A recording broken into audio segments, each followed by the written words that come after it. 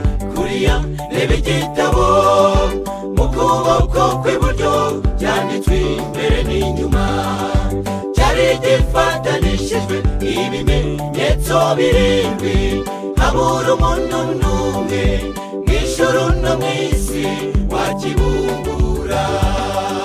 Ariko wirira tuzi umutima, intare yo mu muryango wa Yuda aranesheje, babumbura icyo gitabo amenya ibimenyetso bigifatanishijwe, maze yima ingoma.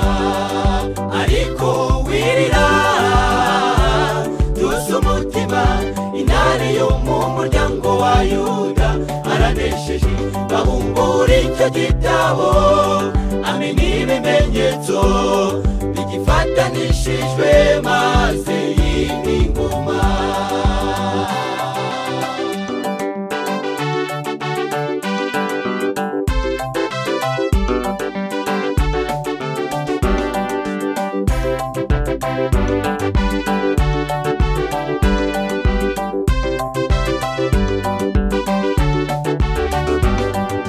Wagize ngurihanye wiyeguriye Kristo, Satani ararakara agira ngo akurimbure, yohereza ingabo ze mazima n'ikinga ukuboko, na n'ubu ararwana binyuze mu mitima y'abatarahinduka.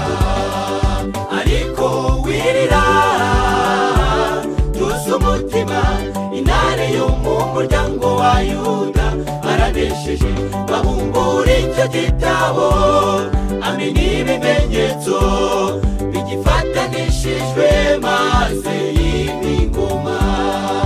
Ariko wirira tuzi umutima, intare yo mu muryango wa Yuda aranesheje, babumbura icyo gitabo amenya ibimenyetso bigifatanishijwe, maze yima ingoma.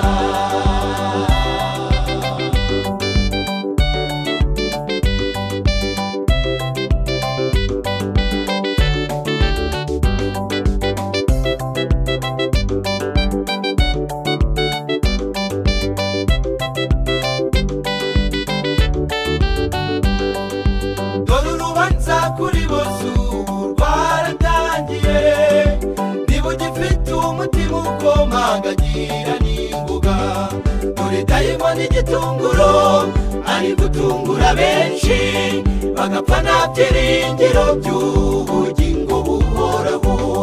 Twari dukwiriye kwisuzuma tukiyegurira Kristo, akatugira abaragwa b'ijuru nta gushidikanya. Dore urubanza kuri bose ubu rwaratangiye, niba ugifite umutima ukomangagira n'ingoga.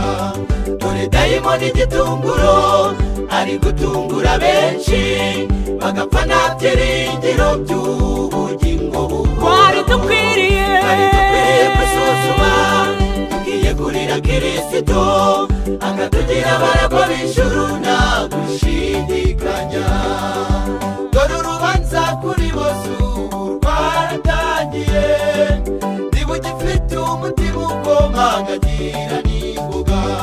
Dore dayimoni igitunguro ari gutungura benshi, bagapfa nta byiringiro by'ubugingo buhoraho. Twari dukwiriye kwisuzuma tukiyegurira Kristo, akatugira abaragwa b'ijuru nta gushidikanya.